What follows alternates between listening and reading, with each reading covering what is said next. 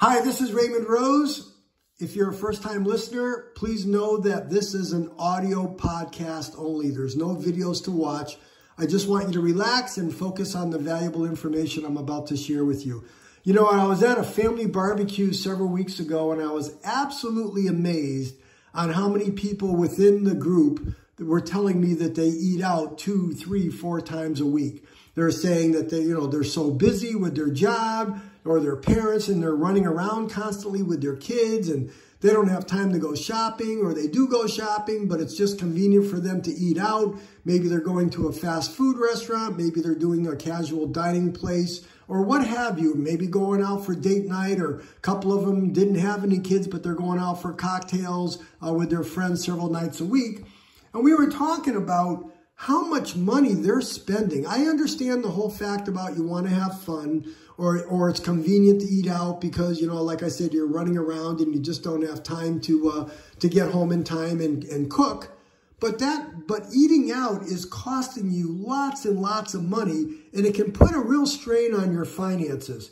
So I'm going to talk about the few ways that eating out frequently can contribute to the financial stress that unfortunately many families I see are going through. So number one, let's focus on the cost of dining out. I mean, restaurant meals, especially in comparison to cooking at home, can be really expensive. And when you eat out regularly, the cost can quickly add up, impacting your overall budget. And like I said, I know it's fun, it's simple, but by the time, and I know sometimes, like I said, you've got busy lifestyle, but by the time you go into the restaurant, you're sitting down, maybe you're overeating, the portions are large, you're leaving a reasonable tip, it's costing you a lot of money. So dining out, number one, can be putting a big strain on your finances. Number two, it's the additional finances along with that. Because like I just mentioned a moment ago, it's not just the cost of the meal, but by the time you're paying tax on the meal, you're giving a good tip,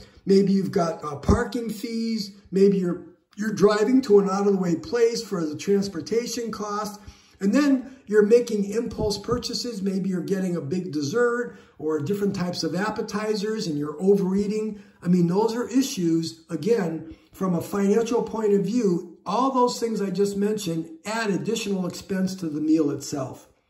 Number three, lack of portion control.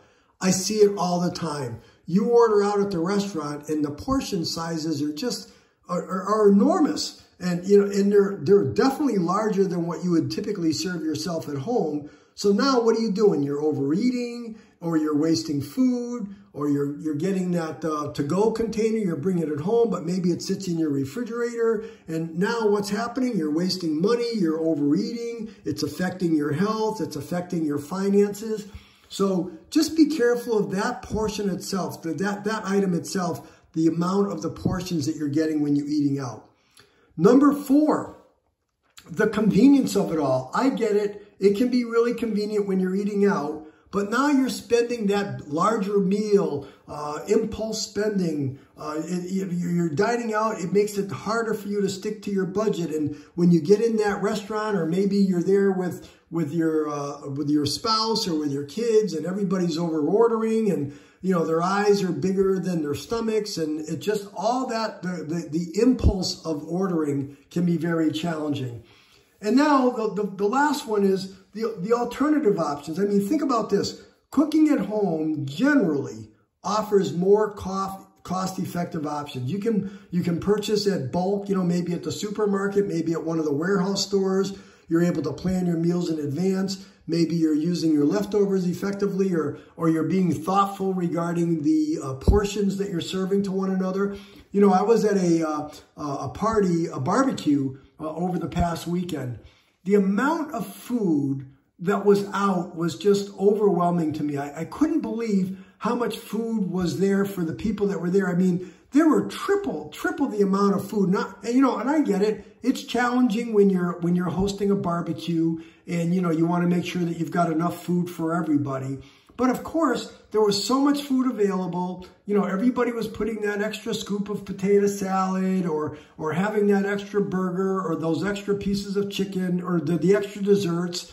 It's just so challenging. So you got to really, really be focused, because remember what I said on one of my previous podcasts. You got to make sure that you're focused on on your health.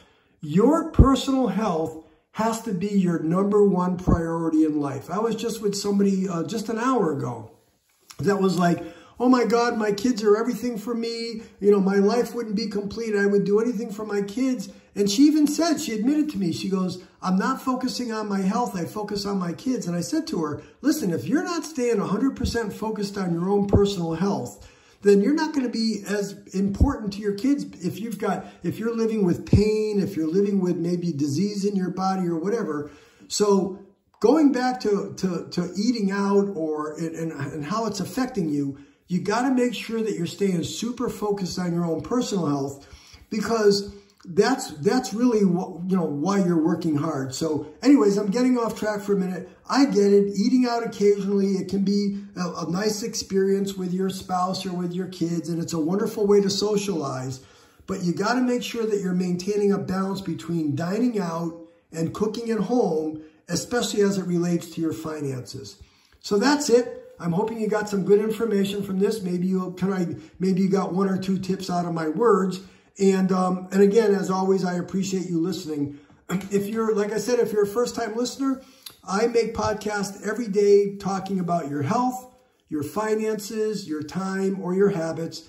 I do my very best to give you really useful information. I try to get to the point. I don't want to waste your time. If you found any value in this podcast, if you would please subscribe to my podcast. I've got lots of other podcasts in my library that I think you'll really find entertaining and useful. And then maybe you'll give me a thumbs up and like this podcast. So that's it for today. This is Raymond Rose. I'll talk to you tomorrow. Thank you for listening.